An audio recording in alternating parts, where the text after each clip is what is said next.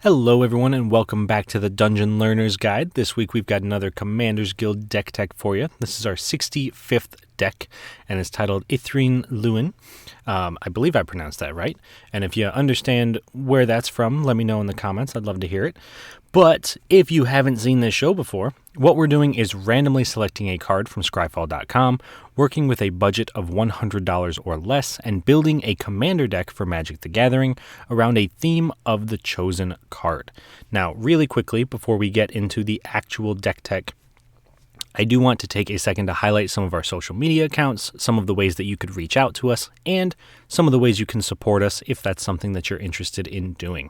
So, first up, if you're interested in reaching out to us, we have a Twitter account at 13POYNZ, a Reddit account, u/POYNZ13, and an email, dungeonlearnersguide@gmail.com.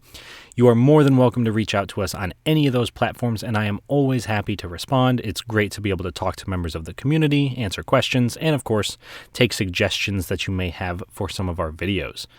And if you're interested in supporting us a little bit more directly, you can head on over to TCG Player affiliate link that's down in the description below.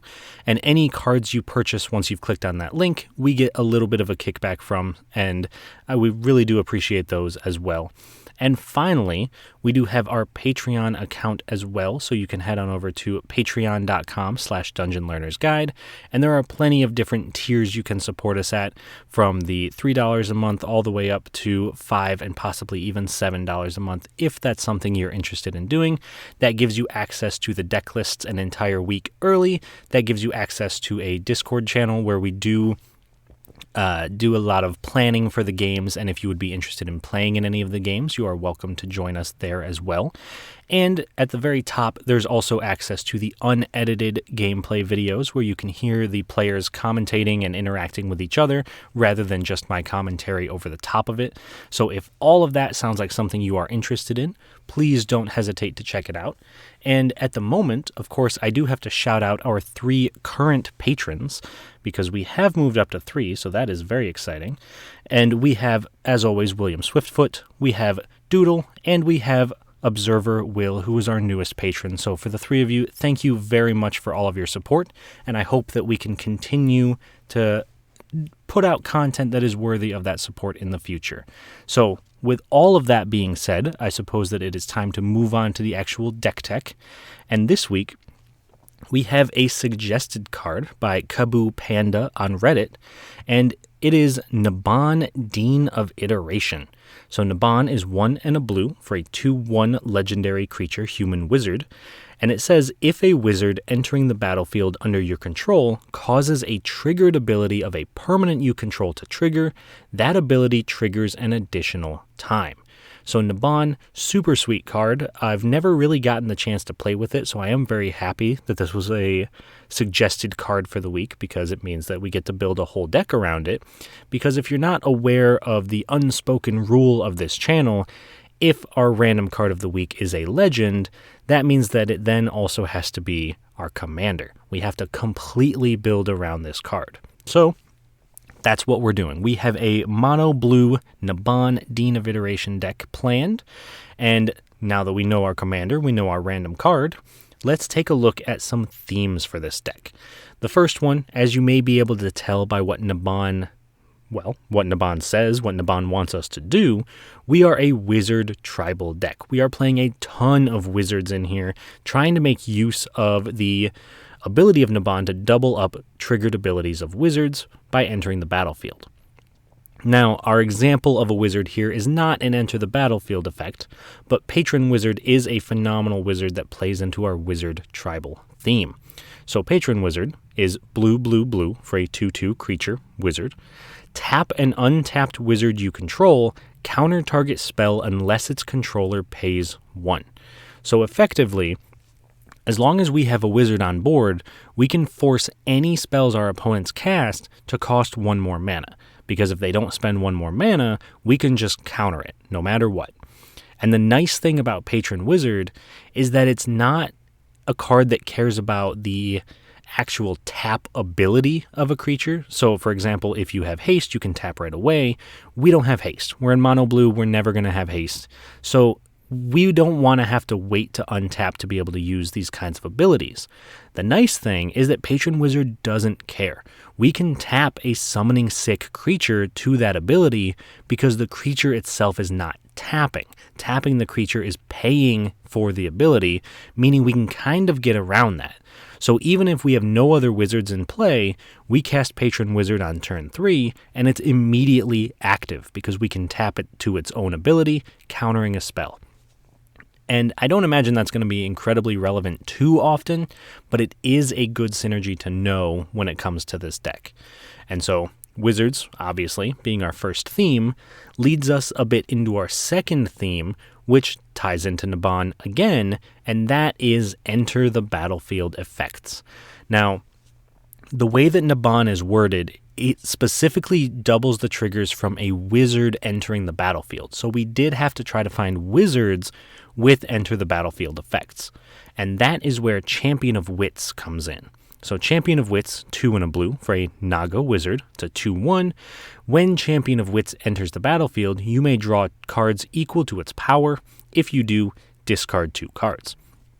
And that line of text is incredibly relevant because it also has Eternalized for 5 blue, which means we can exile this card from our graveyard and make a token copy of it, except it's a 4/4. So it comes in.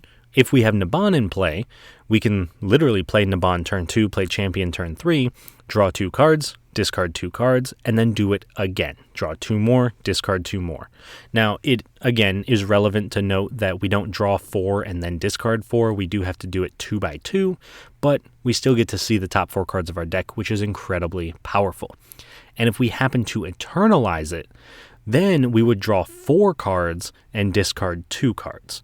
And with Naban, that means we're drawing 4, discarding 2, and then drawing 4, discarding 2 again, getting to look at the top 8 cards of our deck. So Champion of Wits, super powerful, super strong, especially with Naban. And it's just a great indicator of some of the types of Enter the Battlefield effects that we're trying to get in this deck. And so, finally, that leads us to our third theme, and it's a bit unique in the sense that we're a tribal deck, but we also don't have a lot of big creatures. So our last theme is going to be protection. Because we're mono blue, we don't have a ton of really big creatures. A lot of our wizards wind up being 2/2s, 1/1s, 2/1s. Not much has a power greater than 3. So yeah, we might get a ton of creatures on board, we might draw a ton of cards, but if we try to get into a fight with our opponents and we're attacking all out to them and they're attacking all out into us, we're probably going to lose that race because we just don't have the power to back it up. So we need to make sure we have plenty of cards that protect our board and protect us, trying to prevent our opponents from attacking into us, and that's where we can play into mono blue's strengths. So, for example, we have Aether Spouts, which is 3 blue for an instant, and for each attacking creature, its owner puts it on the top or bottom of their library. And this can be an incredibly powerful effect because if our opponents attack us with everything, not only are we going to get rid of all the attackers, make sure that we take no damage, we're going to really set our opponents back because we're not bouncing them back to their hand, we're bouncing those creatures back to their library. So they're either going to have to draw that card again if they really want it, or put it on the bottom and lose it pretty much forever. So Aether Spouts, super powerful in this deck, but the importance of it is more that we're protecting ourselves. And this isn't the only example of protection, but I think this is a great one to showcase. So that leads us to the end of our themes for this deck. And the next piece of our deck tech is to take a look at some key cards, some cards that are incredibly powerful and cards that really help us win and synergize with everything we're trying to do. So first up, we have Sage of Fables, which is 2 and a blue for a 2/2 merfolk wizard. And it says each other wizard creature you control comes into play with an additional +1/+1 counter on it. And we can pay to remove a +1/+1 counter from a creature we control and draw a card.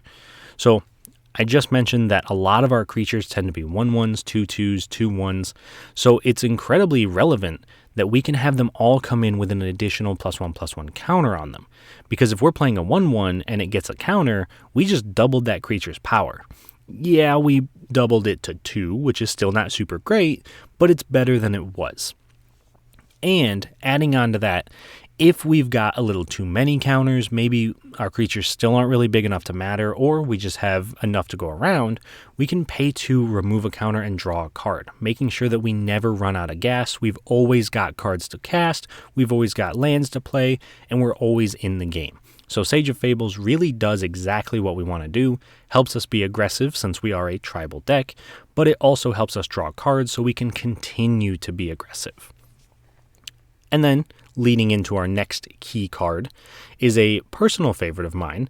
It's Azami, Lady of Scrolls. So Azami is 2 blue, blue, blue for a human wizard, 0/2. Tap an untapped wizard you control, draw a card. So similar to what we mentioned earlier with Patron Wizard, this doesn't care about summoning sickness. It just cares about tapping because that's part of the cost, not the actual ability itself. So Azami could, in theory, come down on, say, turn 5, and immediately tap herself to draw a card because she is a wizard. That also means that if there's ever a creature that we can't attack with because it is summoning sick, we can still actually tap it to draw cards. So Azami is a huge card draw engine in this deck. It's going to be drawing us so many cards throughout the course of the game. It's going to be making sure that all of our wizards, if we can't attack, are drawing cards, and maybe even in some cases we can attack, untap them, and then draw cards again. So Azami, incredibly powerful in this deck, and really an all-star in pretty much any wizard deck. And I do think that if Naban weren't the commander, I think Azami would be a great second place, although I think she would draw a little bit more hate than Naban does. So play that one at your own risk. But finally, that leads us to our last key card. And this one, I know I just said Azami is a personal favorite of mine, but this one is as well. I put this in almost every blue deck that I can. It is Docent of Perfection. So Docent of Perfection is 3 blue blue for a 5/4 insect horror. And I know it's not a wizard. How could this be a key card if it's not a wizard? But hear me out. Docent of Perfection has flying, and whenever you cast an instant or sorcery spell, put a 1/1 blue human wizard creature token onto the battlefield. Then, if you control 3 or more wizards, transform Docent of Perfection. And when Docent transforms, it turns into Final Iteration, which is an Eldrazi insect, 6/5, with flying. Wizards you control get +2/+1 and have flying. And it keeps the phrase, whenever you cast an instant or sorcery spell, put a 1/1 blue human wizard creature token onto the battlefield. This is by far the best wizard tribal card that we could have in this deck, because most tribal cards give +1/+1 to your whole team, or maybe they'll give flying to your whole team, but Final Iteration gives +2/+1 and flying to every single wizard we have, and that is a huge buff to, honestly, a group of relatively small creatures. So Sage of Fables becomes a 4/3. Azami just becomes a 2/3. All that matters here is that we are turning our little creatures into bigger creatures and also giving them evasion. So as long as we have Final Iteration on board, it becomes very difficult for us to lose, especially when we have things like Sage of Fables to draw cards or to make our creatures bigger, Azami to draw cards, Patron Wizard to counter spells. This deck is all about the tempo. So we want to get our big creatures into play, or at least our small creatures, and then make them big into play, and then start swinging while still holding up protection. That is our main game plan, and that's what really wants to run in this deck to make it work. And Final Iteration is kind of a key piece of that, because we don't have a ton of finishing power without Final Iteration. And yeah, I know it's Docent of Perfection, but honestly, it's going to be very rare that we have less than 3 wizards at any given time, so Final Iteration is probably going to be in play more often than not, as long as we have the card, well, in play, I suppose. So those are our key cards for the deck. And the next piece of this is to take a look at some cool interactions. Some cards that work incredibly well together, are super synergistic, and sometimes can even just help win the game when combined with each other. So this first one, not necessarily game winning, but I do think it's cool and I think it's worth a mention, and that is Vidalcan Aethermage and Diviner's Wand. So Vidalcan Aethermage, 1 and a blue for a 1/2 Vidalcan Wizard. It's got flash. When Vidalcan Aethermage comes into play, return target sliver to its owner's hand. Not necessarily a good ability. It's going to be very rare that that is actually relevant, but hey, you never know. Maybe you have a sliver player in your meta.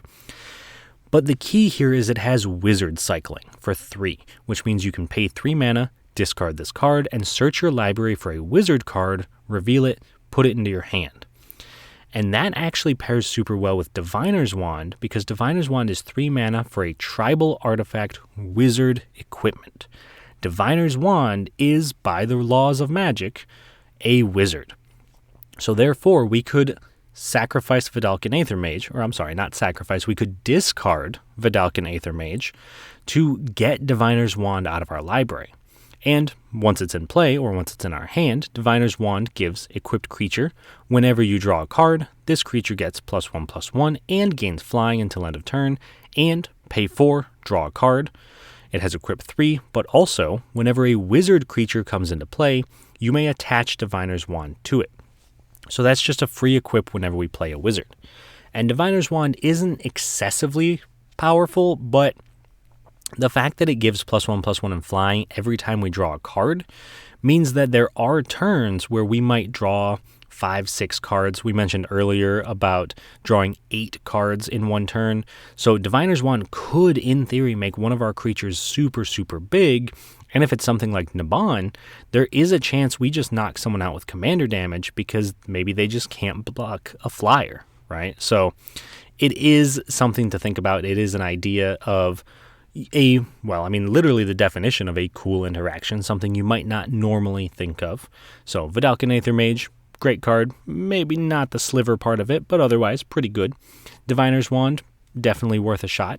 Definitely got the chance to knock someone out of the game.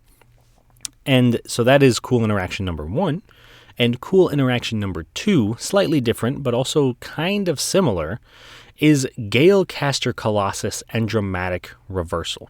So this time we're not searching our library for something, but we are going to be removing a lot of things. So Galecaster Colossus is a giant wizard for 5 blue. It's a 5/6. And it says tap an untapped wizard you control. Again, that's the ability. That's part of the effect. That's not the cost. We don't have to actually worry about summoning sickness. But if we tap an untapped wizard we control, we can return target non-land permanent we don't control to its owner's hand.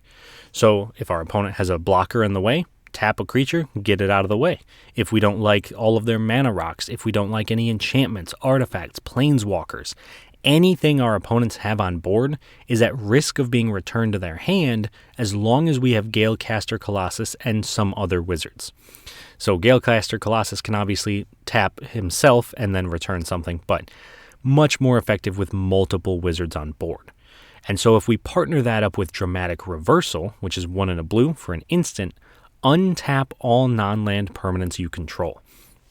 Essentially, this is like a build your own Cyclonic Rift, because if we have 5 wizards in play, including Galecaster, we tap 5 wizards, return 5 permanents to their owner's hand, cast Dramatic Reversal, untap our wizards, tap them again, return 5 more things to our opponent's hands, and we can do that at the end of our opponent's turn, right before we go to our turn, because Dramatic Reversal and the activation on Galecaster Colossus are both at instant speed.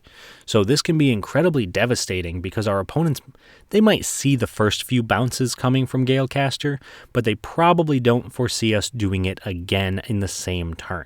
So we can get a ton of blockers out of the way, we can remove combo pieces, we can make sure that whatever is shutting us down isn't there to stop us when we go to untap for our turn.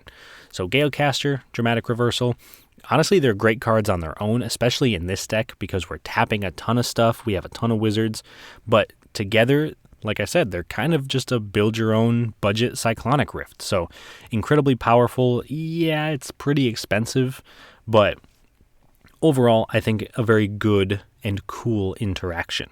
So finally, that brings us to the last part of this deck tech, which is the budget, since this is, of course, a budget show.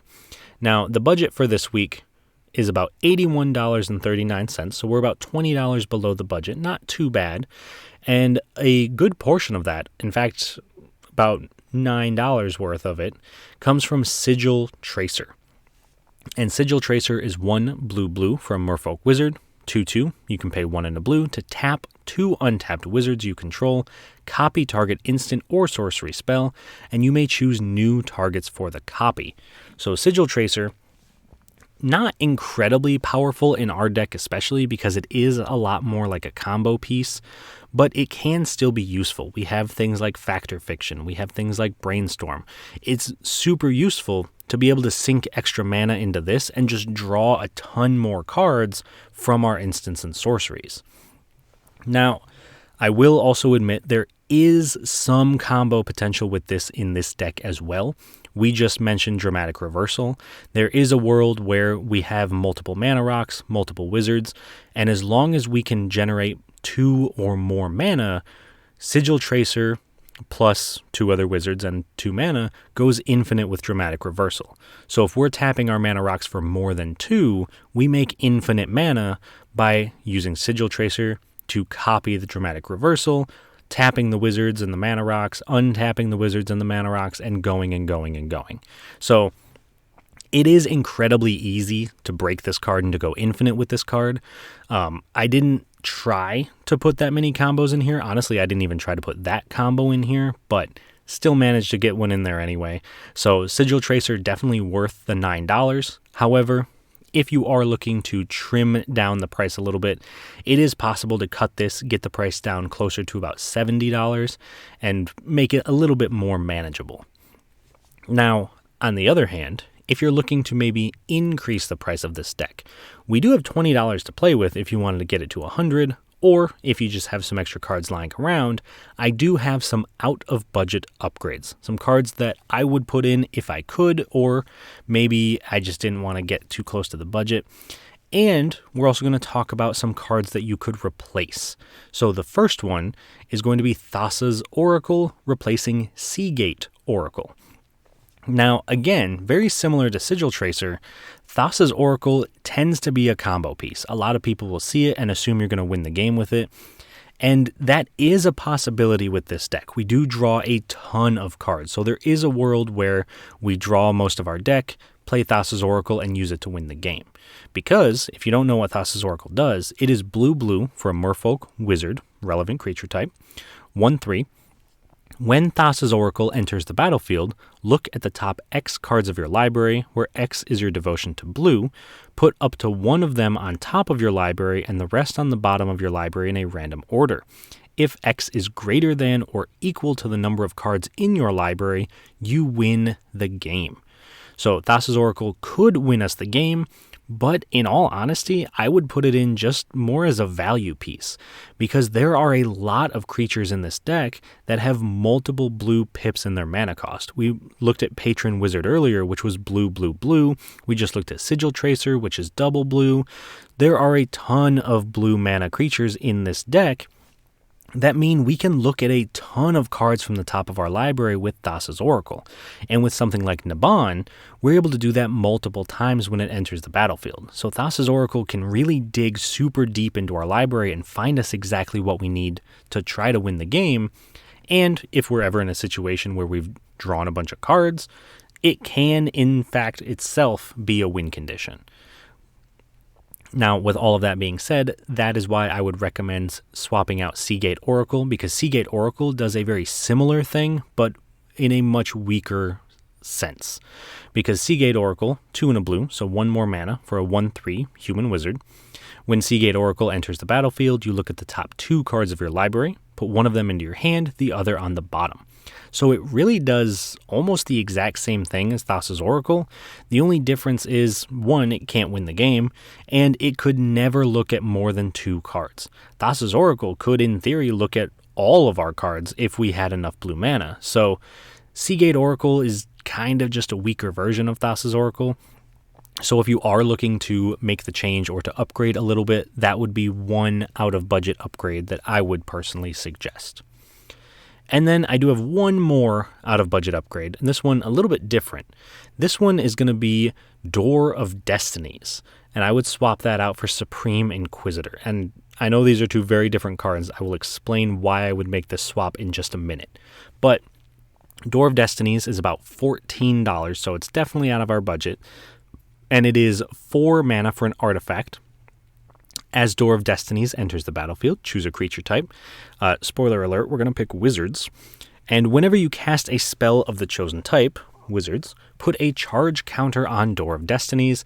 Creatures you control of the chosen type, Wizards, get +1/+1 for each charge counter on Door of Destinies. As I mentioned earlier, we don't have a ton of finishing power in this deck, so being able to get extra +1/+1 for all of our creatures over and over and over again, especially because we're focused on enter the battlefield synergies, we're going to have a ton of creatures entering and leaving at any given time, so Door of Destinies could get a ton of counters on it and really help us close out the game a lot faster than our little 1/1s and 2/2s might be able to do so on their own. And so that might be a little bit weird looking at Supreme Inquisitor, which I, like I said, would suggest taking out because Supreme Inquisitor is 3 blue for a Wizard Lord. It's 1/3. You may tap 5 untapped wizards you control to search target player's library for up to 5 cards and remove them from the game. Then that player shuffles his or her library. So these are very different cards. But the reason I would recommend taking out Supreme Inquisitor is for 2 separate reasons. The first is, personally, I play a lot of my commander right now on Spell Table. I play online, and it is near impossible to use Supreme Inquisitor over webcam because I can't pick up my opponent's library and search through it. I kind of have to trust them to pull out 5 cards, or I have to know their deck and say, I want these 5 cards gone. So just from being able to play it, that would be something I would take out. But obviously, you might not be the person who plays online. You might play more in person. And if that's the case, even then, I don't think Supreme Inquisitor is that good. I had it in my hand through multiple games playing with this deck, and I just never really felt like I wanted to cast it. And that could be a product of my meta. None of my opponents were playing combo decks or anything like that. So there wasn't really any pieces that I would love to pick out of their deck. But also, tapping 5 wizards is a huge ask with this deck because tapping those 5 wizards could be drawing 5 cards with Azami. It could be returning 5 cards with Galecaster Colossus. Tapping 5 wizards is a lot of wizards. So Supreme Inquisitor, while I think it seems good on the front and could be very powerful if you're in a combo-focused meta because you can pull away your opponent's combo pieces, I don't think it's super great otherwise. So that is one of the big reasons I would suggest it, and this might just be more of my own personal play style because I think it would be better for us to have the finishing power than to take away our opponent's finishing power, but that might just be me. If that's not your style of play or you think I might be wrong on that, you can let me know in the comments. I would love to talk about this because I know this might be a little controversial, but those are the 2 budget, or I suppose the 2 out of budget upgrades that I would suggest replacing. They're definitely not budget upgrades. And so the last piece of what we've got to do with our deck is take a look at how it performs in a game. We're going to run this deck up against 3 separate opponents and see how it performs. And the 3 opponents we have for this week are Bilal playing his Henzi Toolbox Tory deck, Shawn playing Feather the Redeemed, and Jason playing Brina the Demagogue. So Bilal's Henzi deck is all about just massive creatures in the Jund colors. He wants to play as many creatures as he can that cost a ton of mana so he can just blitz them in, draw cards, hit his opponents, and it's really kind of a value deck. I know he mentioned he has a couple of combos in there, but I think that's kind of natural coming from big Jund creatures, so I'm very excited to see what this deck can do. I think it's going to be very powerful and very up my alley in terms of decks that I enjoy. Next up, we have Shawn and his Feather deck. Feather can be incredibly fast and incredibly powerful. I've played against Shawn's deck multiple times, and I've died to it multiple times, so I am very worried about this one. I think out of everyone at the table, I'm most worried about Feather, because I keep saying it, but our creatures are 1/1s, 2/2s, and even if they fly, which a lot of them do fly, or we have ways to give flying, it's not going to stop a Feather that's, a 15/15 with trample and lifelink and double strike and all the different things that Shawn's going to be able to give it. So I am very worried that we're going to start rolling and Feather's just going to knock us right out of the game. So that is definitely the one that I am keeping an eye on.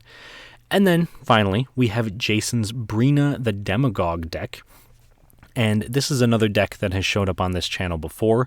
I'm a big fan of Jason's Brina deck. It's very political. It's got +1/+1 counter themes. He kind of wants to make his opponents attack each other. He wants to make his opponents vote on things. He wants to make his opponents make choices.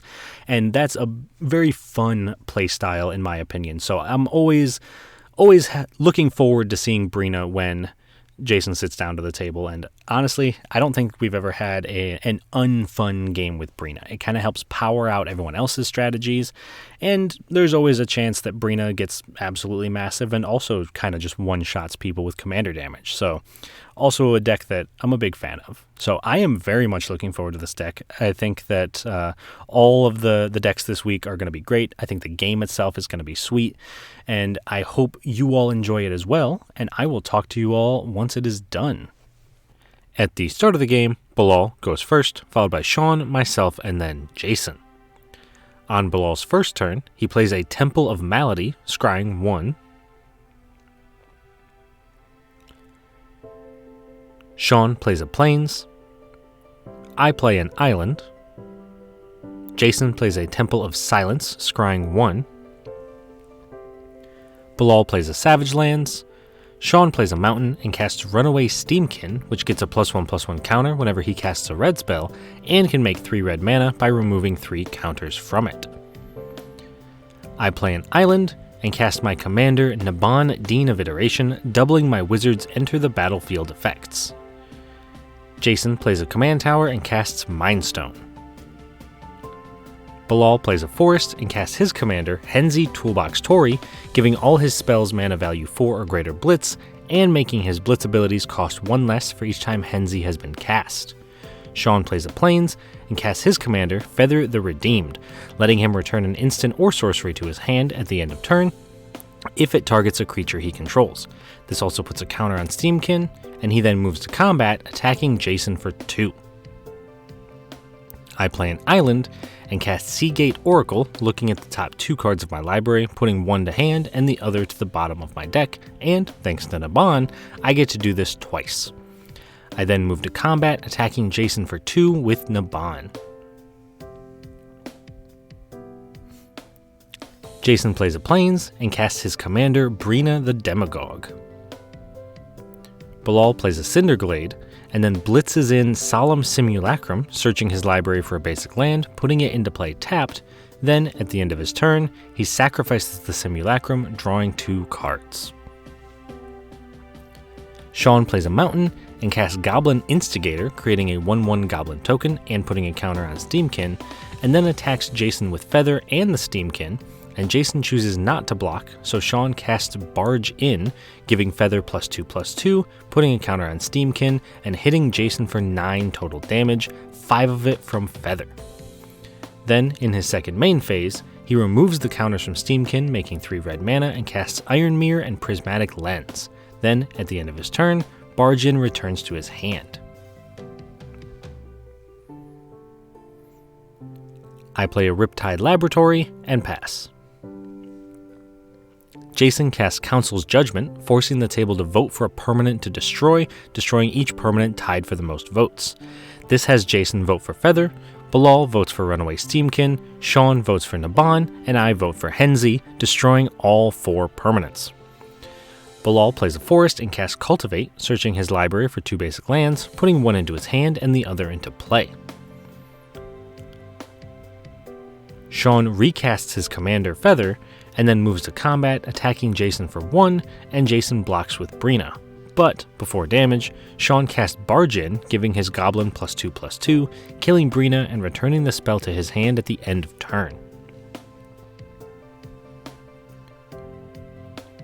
I play a Sun-Scorched Desert, doing 1 damage to Shawn, and then recast Naban.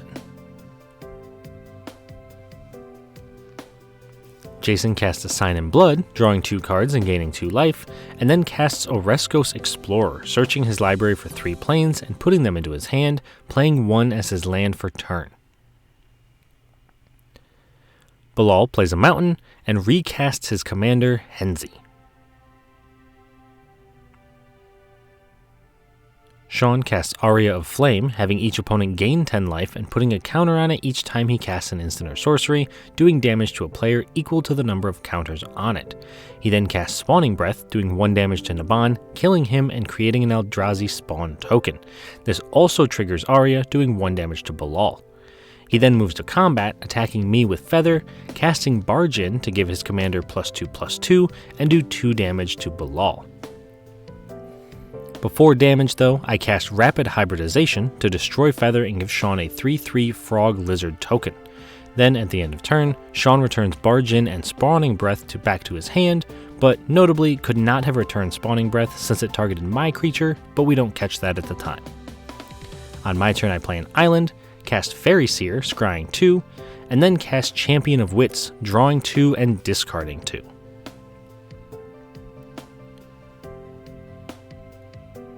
Jason plays a Plains and casts Drana, Liberator of Malakir, and then at the end of turn, Bilal cycles a Ziatora's Proving Ground.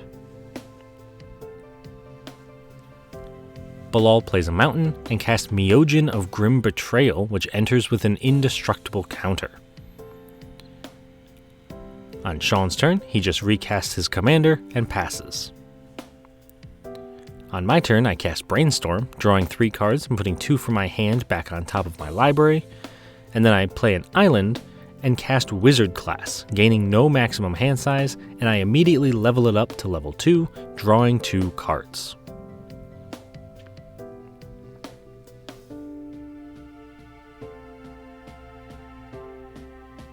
Jason plays a Caves of Koilos and recasts his commander Brina before attacking me for 2 damage, triggering Brina so he gets to draw a card and put 2 +1/+1 counters on his commander.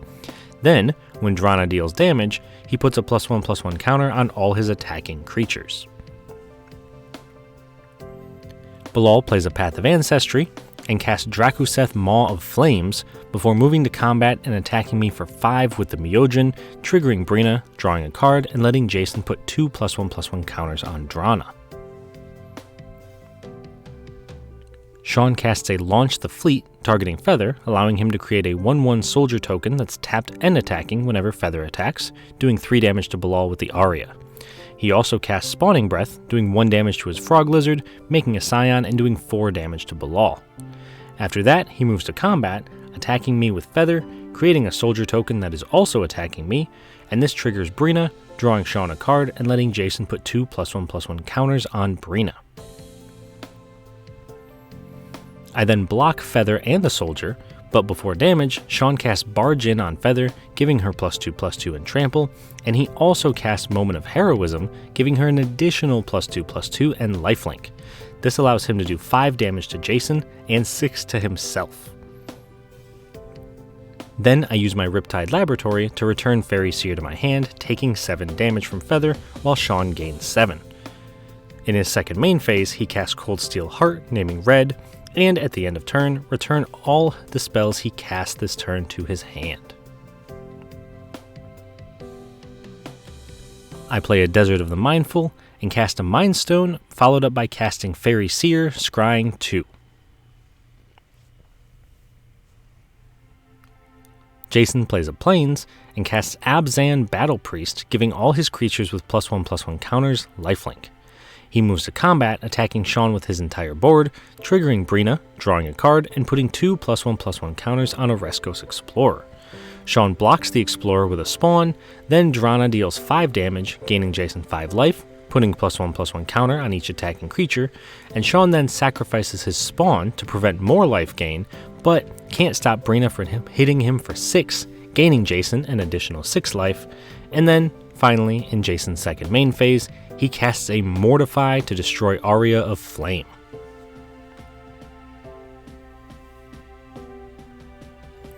Bilal plays a Foreboding Ruins untapped, revealing Stomping Grounds, and then blitzes in Itali Primal Storm, followed up by blitzing in a Grave Titan, making 2/2/2 zombie tokens. He moves straight to combat, attacking me for 6 with Itali, and Jason for 11 with Grave Titan and the Myojin. This triggers Brina, putting 2 counters on the Battle Priest and drawing Bilal a card. It also triggers Grave Titan, making 2 more zombies, and triggers Itali, revealing the top card of each player's library, allowing Bilal to cast them, resulting in him casting Jason's Sunscorched Regent, which gains him a life and gets a +1/+1 counter whenever an opponent casts a spell, my Nameless One, which has power and toughness equal to the number of wizards in play, and his own Cloth Unrivaled Ancient. Before damage, Jason casts Condemn, putting Itali on the bottom of Bilal's library, gaining him 6 life and triggering Sunscorched Regent. Second main phase, Bilal casts Xenagos, God of Revels, and at the end of turn, he sacrifices Grave Titan, drawing a card. Shawn attacks Jason with Feather, and Bilal with Goblin Instigator, drawing a card and letting Jason put 2 +1/+1 counters on Battle Priest. Before damage, Shawn casts Barge In, Moment of Heroism, and Unleash Fury, which triggers Sunscorched Regent 3 times, and turns Feather into a 14/7 with Trample and Lifelink, doing 14 commander damage to Jason, and gaining Shawn 14 life, while Bilal blocks and kills the Goblin. Then, in Shawn's second main phase, he casts Crash Through, drawing a card and triggering Sunscorch again, before returning all his spells to hand thanks to Feather. Still at the end of turn, I also sacrifice my Mind Stone to draw a card.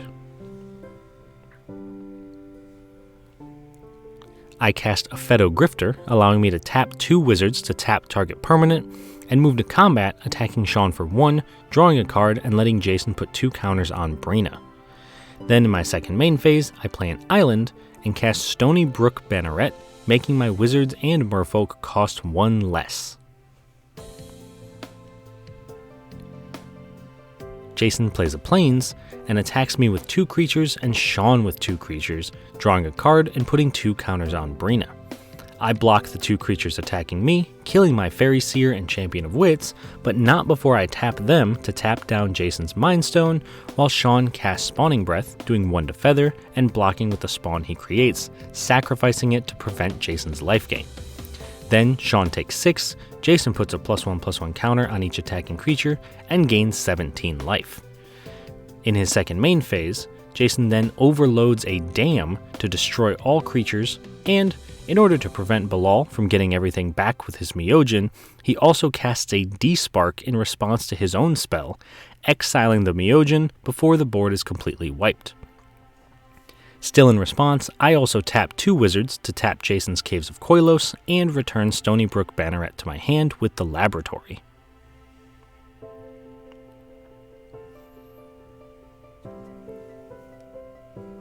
Bilal plays a Stomping Ground untapped, paying 2 life, and recasts his commander Henzi before moving to combat, triggering Xenagos, doubling Henzi's power and giving him haste, attacking Jason for 6. Shawn casts a Tethmos High Priest and casts Light of Hope, putting a +1/+1 counter on Tethmos High Priest, and also casts Spawning Breath, doing 1 damage to the priest and making a spawn token. This triggers the priest twice, returning 2 creatures mana value 2 or less from Shawn's graveyard to the battlefield, returning Runaway Steamkin and Iron Mirror to play.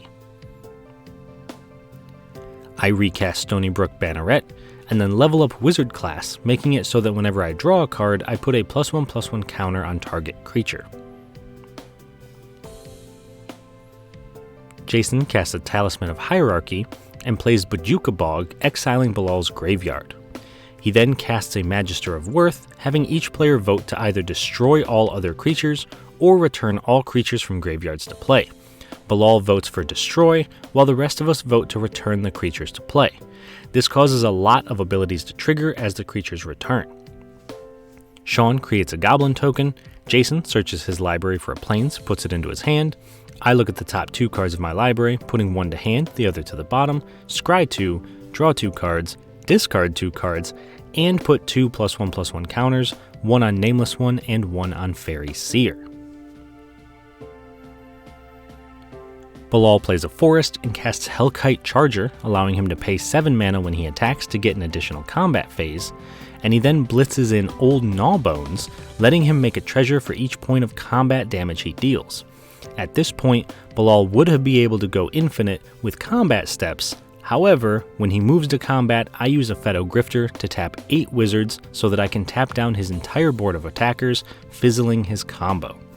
Instead, Bilal casts Life's Legacy after giving Gnawbones the Xenagos trigger to sacrifice the dragon and draw 15 cards.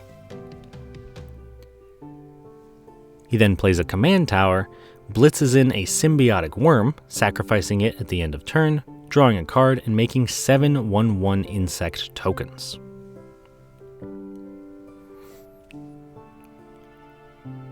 Shawn plays a mountain and recasts his commander Feather, putting a counter on Steamkin, and attacks Bilal for 1.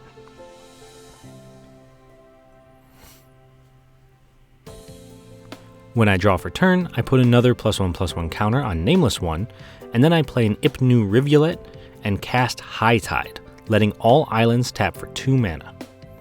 I follow that up by casting a Patron Wizard, allowing me to tap a wizard to counter target spell unless its controller pays 1 mana. After that, I cast a Docent of Perfection, making me a 1/1 wizard token whenever I cast an instant or sorcery, which I immediately do by casting Fact or Fiction, making a wizard token, and transforming the Docent since I have more than 3 wizards. It transforms into Final Iteration, giving all my wizards +2, +1, and flying. Then the Fact or Fiction resolves, revealing the top 5 cards of my library, and Jason separates them into 2 piles.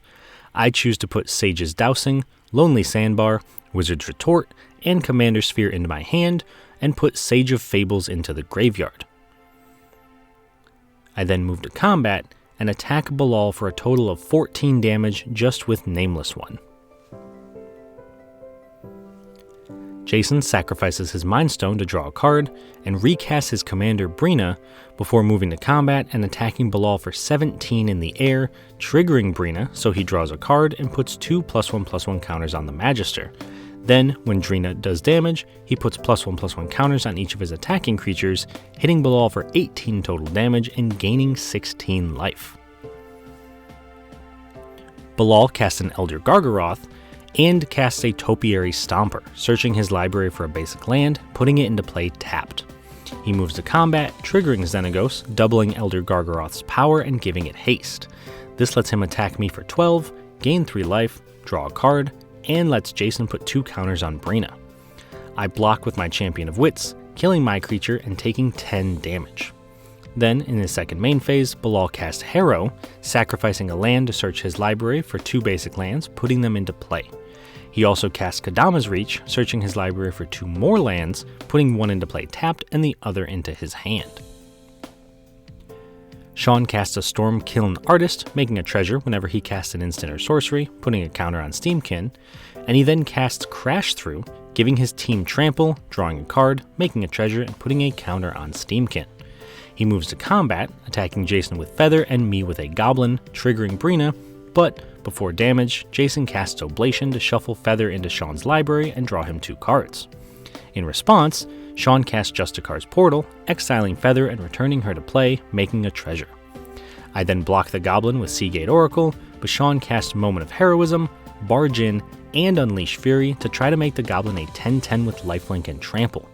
However, I'm able to tap enough wizards to counter all 3 of the spells since Shawn can't effectively pay for them, killing his Goblin. Then, at the end of turn, Shawn returns all the spells he resolved to his hand, accidentally including Crash Through, which doesn't target. When I draw for my turn, I put a +1/+1 counter on Final Iteration and tap 2 wizards to tap Elder Gargaroth before attacking Shawn for 16 in the air and Bilal for 24. This triggers Brina, drawing me a card, putting a counter on Fairy Seer. Shawn blocks a Feto Grifter with Feather, and before damage, I cycle Lonely Sandbar, putting a counter on the Grifter so that it trades with Feather. But Shawn saves his commander by casting Justicar's Portal, exiling it and returning it to play. Then damage happens, so Shawn takes a total of 14, and Bilal takes 24, getting knocked out of the game.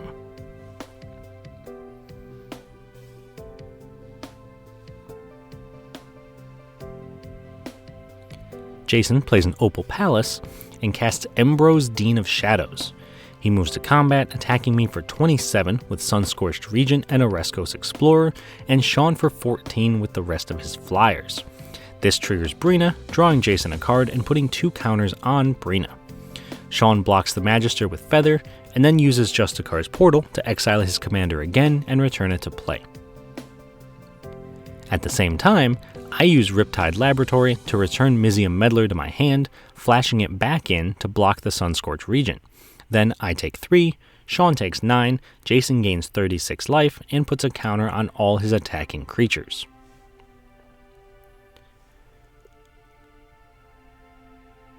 On Shawn's turn, he casts Crash Through, drawing a card and giving his creatures trample, and then plays an Inspiring Vantage and casts Thought Vessel, gaining no maximum hand size, and moves to combat, attacking me for 1, triggering Brina to draw a card and let Jason put 2 counters on Brina, and also attacks Jason for 3 with Feather, knocking him out with commander damage.